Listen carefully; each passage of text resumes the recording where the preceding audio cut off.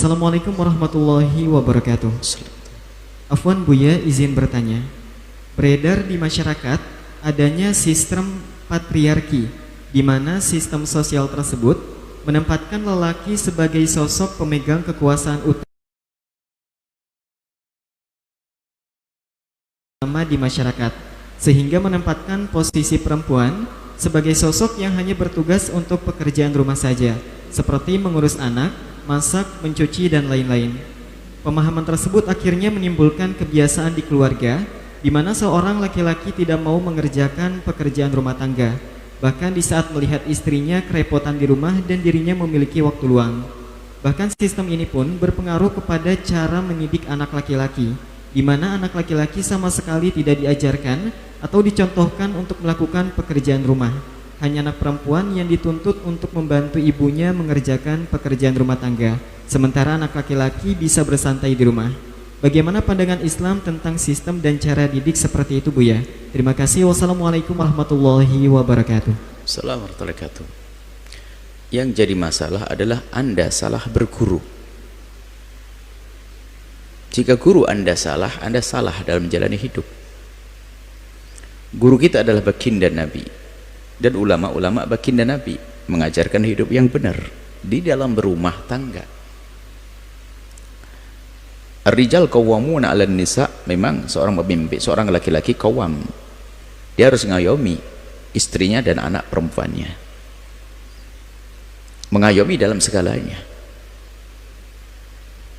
Dan suami dan istri itu adalah mitra, tidak ada memperbudak.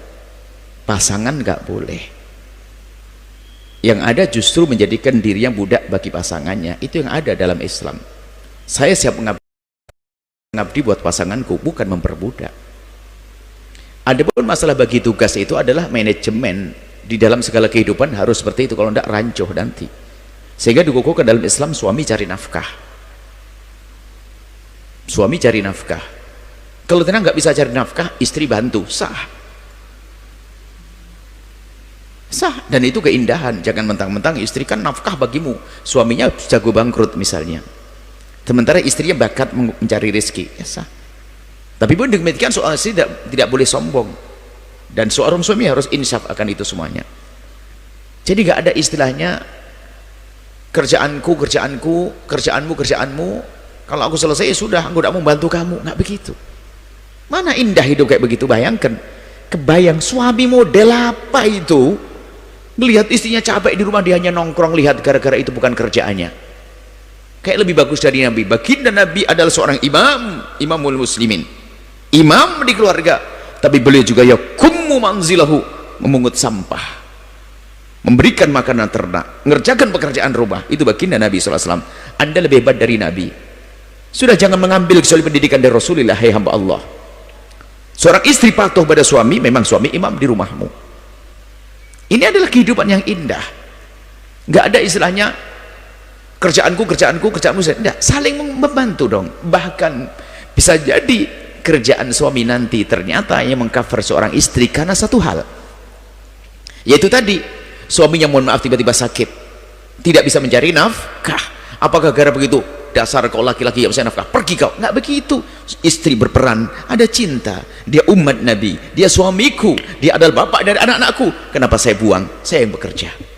Loh, kan begitu. Apakah nanti apa tadi yang disebutkan sistem tadi, itu kan urusan wahai suamimu, kalau tidak bisa kerja ya sudah.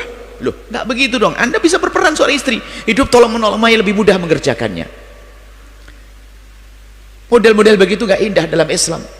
Memang ada satu tradisi di masyarakat, ada anak laki-lakinya kalau ke dapur dibilang sama ibunya pamali, railok Jawa Timur, pamali Jawa Barat, terus tidak tahu bahasa mana saja. Apa itu? Ajari suami anak-anak untuk bisa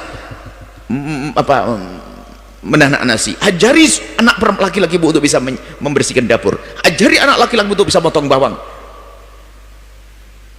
Jangan diajari kesombongan. Nggak ada ajaran. Nabi Muhammad lebih mulia, paling mulianya manusia, bahkan beliau adalah yakum manzilau, bahkan beliau juga menjahit bajunya sendiri beliau, padahal nyuruh siapa saja bakal mengerjakan. Contohmu tuh siapa kalau model begitu tuh? Istrinya di rumah capek sana sini, Jadi permasalahan adalah permasalahan sebetulnya bukan itu. Permasalahannya salah dalam memahami cara hidup.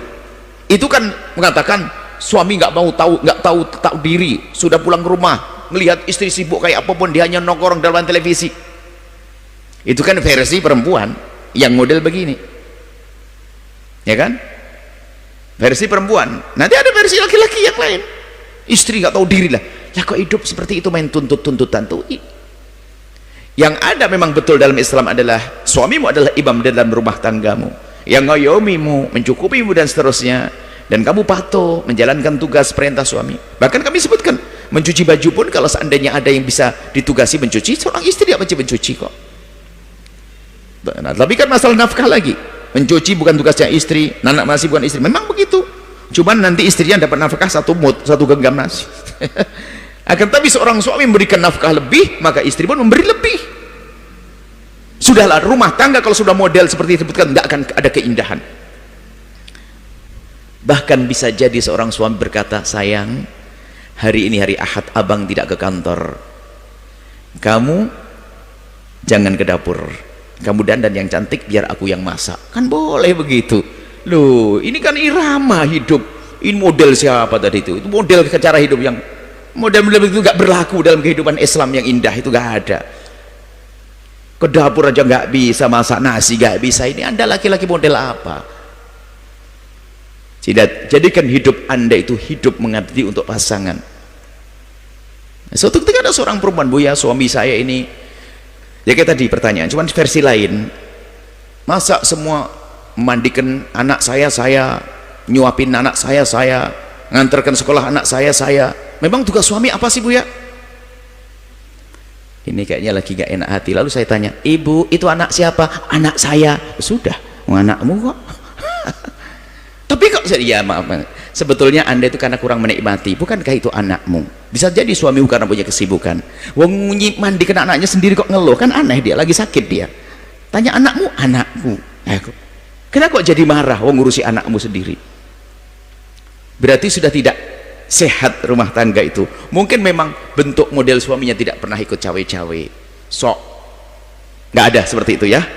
Anda sebagai seorang suami, jika melihat lagi pulang ke rumah kok ada yang belum beres, sementara istri sudah capek mengerjakan tugas rumah tangga, Anda sempurnakan wahai suami. Anggap saja itu adalah bentuk pengabdian cinta. Ayo, mau apa? Anda tidak ngerti cinta, model apa Anda itu laki-laki? Anda menyapu dapur adalah pengabdian cinta. Apakah tidak indah?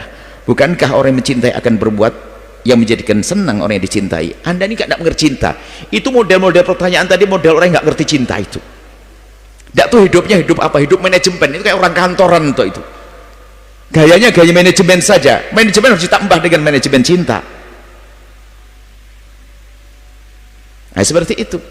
Sehingga seorang suami karena manajemennya manajemen cinta, seorang istri mengerjakan kerjaan seberat apapun dia, ini bersihkan sebelum suamiku pulang harus bersih biar suamiku melihat anakku sudah kelihatan bersih, semuanya rapi. Karena apa? Agar suamiku melihat sudah bersih. Suaminya pulang pun ternyata mikirkan, apa yang aku bikin kejutan buat istriku. Oh gimana ya, memikirkan.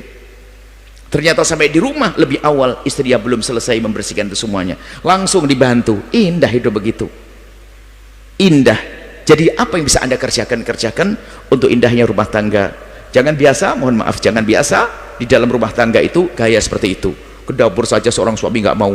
Ini ada sebuah tradisi kampung pamali yang larang ibunya juga.